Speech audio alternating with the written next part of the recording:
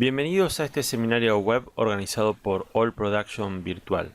Mi nombre es Marcelo Hirschfeld de All Production Consulting y en esta oportunidad les voy a hablar acerca de la manifestación del fenómeno de histéresis en bombas de cavidades progresivas. En esta primera parte les voy a hablar acerca del bombeo de cavidades progresivas, una breve introducción. Posteriormente les hablaré de las propiedades físicas de los elastómeros. Luego hablaré de las propiedades viscoelásticas, la resiliencia y el módulo de elasticidad. También una breve descripción del tipo de elastómeros utilizado en PCP. Y para finalizar, hablaré de los elastómeros con base nitrílica, NBR, que son quizás los más utilizados en bombeo de cavidades progresivas.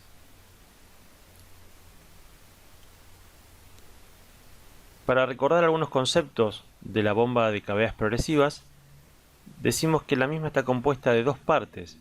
Una de ellas es el estator, que está construido por un elastómero sintético, inyectado y moldeado, que a su vez tiene la forma de una doble hélice, y un rotor, que es la parte móvil, que es un rotor metálico, generalmente cromado en su exterior, que conforma una hélice, que al girar dentro del estator nos dará el efecto de bombeo al crear las cavidades.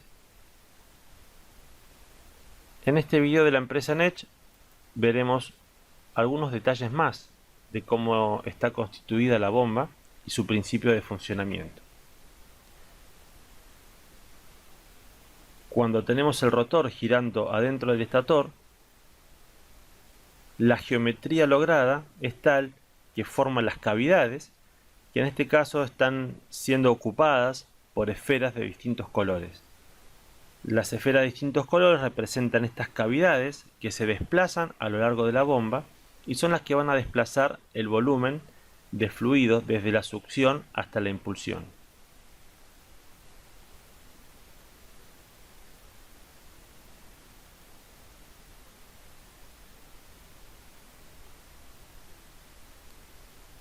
Hablemos ahora de las propiedades físicas de los elastómeros. En principio decimos que los materiales elastoméricos, entre ellos el caucho natural, tienen propiedades físicas inherentes u originales. Y a su vez estas propiedades físicas son mejoradas a través de aditivos.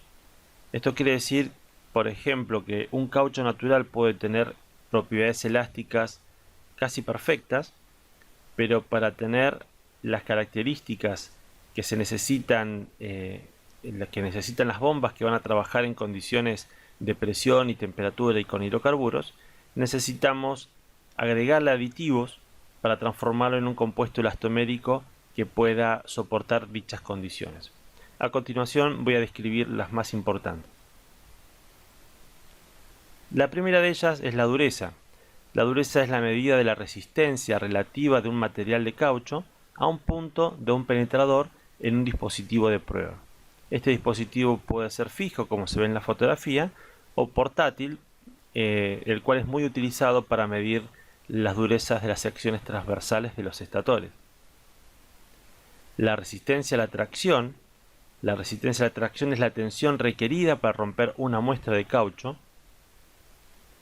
El módulo de elasticidad es el esfuerzo en unidades de presión o de tensión requeridas para producir una cierta elongación o deformación en una muestra de caucho. La elongación es el porcentaje de incremento en la longitud original de una muestra de caucho por una fuerza de tracción o tensión aplicada a la muestra.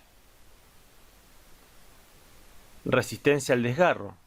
La resistencia al desgarro es la resistencia al corte de una muestra de caucho vulcanizada cuando se aplica una tensión. La resistencia a la abrasión es la resistencia de un compuesto de caucho al desgaste cuando entra en contacto dinámico con una superficie abrasiva.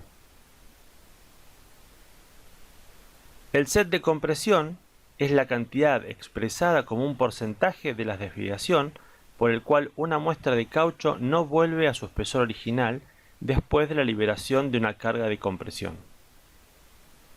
Y por último, la resiliencia, también conocida como rebote, La resiliencia se refiere a la capacidad de un compuesto para recuperar su tamaño y llegar a la forma original después de una deformación temporal. Ahora les voy a hablar acerca de las propiedades viscoelásticas, de la resiliencia y módulo de elasticidad, siendo estas propiedades muy importantes para entender el fenómeno de histéresis. Primero decimos que los elastómeros tienen propiedades viscoelásticas. Esto es porque un elastómero pasa a través de una fase viscosa y una fase elástica al mismo tiempo. Recordemos, o aquellos que no lo saben, decimos que pasamos por una fase viscosa cuando tenemos, por ejemplo, una esfera de plastilina o masilla y la tiramos de una cierta altura. Al impactar esa bola, prácticamente absorberá el impacto y se deformará sin restituir y sin rebotar. Eso sería el mejor ejemplo de hablar de la fase viscosa. Ahora, si tuviéramos una esfera de caucho natural, seguramente la tiraríamos y prácticamente toda su energía estaría liberada en el rebote. Veríamos una muy mínima deformación. El efecto viscoelástico combina ambas. Parte de esa energía será una energía de deformación y parte de la energía se transformará en la restitución elástica. Ese es el comportamiento viscoelástico. Para representar y diferenciar los efectos elásticos y viscosos, y después entender el comportamiento viscoelástico, les presento dos videos. El de la izquierda, que es una espuma viscosa, y el de la derecha, que es una espuma elástica, la cual, al ser impactadas por una esfera de acero, nos mostrará esas propiedades. Veremos aquí en la izquierda qué sucede cuando es impactada por una esfera de acero. Prácticamente no existe rebote, lo que decimos es que hay una baja resiliencia y no recupera la forma inmediatamente. De hecho, queda prácticamente estanca la esfera al rebotar. En el caso de la derecha, que es una espuma 100% elástica,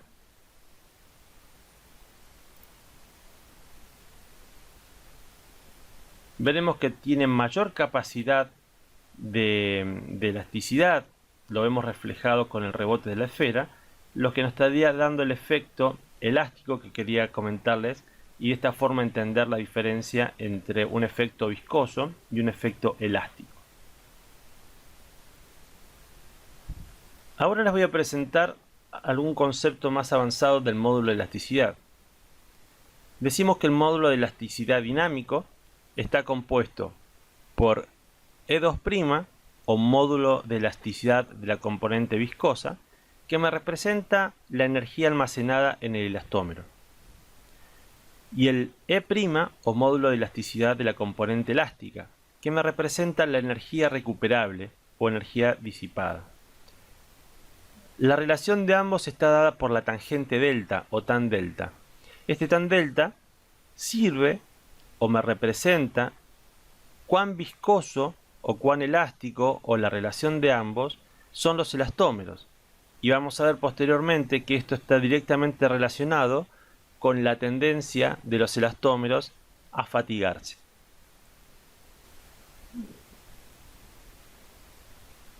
Ahora les voy a hablar acerca de los tipos de elastómeros utilizados en PSP. El primero de ellos es el base nitrilo convencional, o NBR, y es el que analizaremos con más profundidad posteriormente. El segundo, más utilizado, es el nitrilo hidrogenado. El 1 y el 2 son de los dos elastómeros que se utilizan generalmente en bombas de cavidades progresivas. Y aparece un tercer grupo, que son los fluoroelastómeros, que si bien tiene distintas propiedades, no son utilizados generalmente en aplicaciones petroleras. Permítame que les hable un poco de los elastómeros NBR o nitril butadiene rubber. Está compuesto por un copolímero de butadieno y acrilonitrilo. Ahí se representan las dos cadenas de elementos. El contenido de acrilonitrilo puede variar entre un 15 y un 50%. Es este acrilonitrilo el que le da propiedades específicas al elastómero para poder ser utilizado después de su vulcanizado en las aplicaciones que nosotros conocemos, como la explotación de petróleo y gas. La mayoría de los fabricantes distinguen entre un nitrilo medio, a veces llamado Buna, que tiene típicamente un contenido de menos del 40% de acrilonitrilo, y un alto contenido de nitrilo, que serían valores por encima del 40%.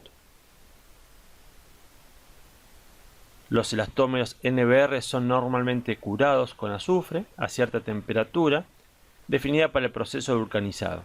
Este proceso es fundamental, ya que a partir de este proceso de vulcanizado o curado, el elastómero, en este caso ya el estator, una vez que se ha inyectado la goma y se ha moldeado y pasa por este proceso, decimos que tiene las propiedades justas que requerimos para la aplicación que nosotros queremos.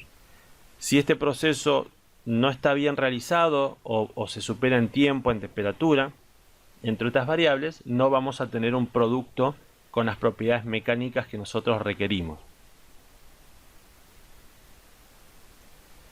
Como resultado, no se recomienda elastómeros NBR para un uso continuo a temperaturas que excedan los 100 grados centígrados.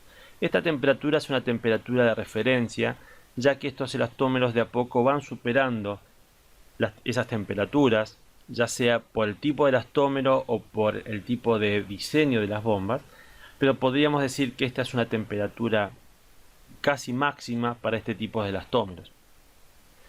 Por una razón similar, elastómeros NBR también no se recomiendan para aplicaciones que contengan altos niveles de sulfídrico, porque este gas ácido contribuye o aporta el azufre adicional que conduce a una posvulcanización y endurecimiento de la superficie. En cierta forma, cuando absorbe el elastómero el azufre del pozo disuelto en este sulfídrico, es como si nosotros estuviéramos vulcanizando por más tiempo la bomba y ahí perdería sus propiedades mecánicas. Este es el caso de los elastómeros de base nitrílica. Por lo tanto, tenemos que conocer algunas características del acrilonitrilo, ya que esto va a ser fundamental para entender el fenómeno de histéresis como tal. Nosotros decimos que al aumentar el contenido de acrilonitrilo va a aumentar la dureza del elastómero, va a aumentar la resistencia a la abrasión, va a aumentar la resistencia térmica, va a aumentar la resistencia a la acción química de los fluidos transportados, es decir, todas esas propiedades que no tiene el caucho natural. Ahora bien, acá empezamos con los problemas. A mayor acrilonitrilo, baja la resiliencia y la elasticidad. Ya pasamos a tener un elemento más viscoso, que al deformarse tarda más en recuperar su forma. Por lo tanto, esta es la condición que me va a llevar a que el elastómero tienda a la fatiga, o lo que vamos a llamar en el módulo 2, tienda a la manifestación del fenómeno de histéresis.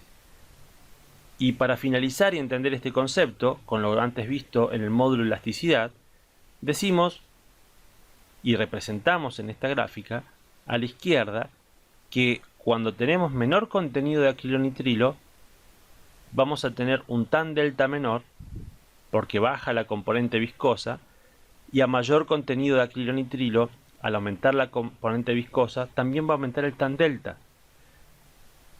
Como resumen, decimos que cuando aumenta el contenido de acrilonitrilo, aumentan las chances de producirse la histéresis o la fatiga, ya que va a aumentar la energía acumulada después de la deformación. Este concepto es fundamental para que en el módulo 2 sigamos avanzando y entendamos el fenómeno de histéresis. Muchas gracias y los veo en el próximo módulo.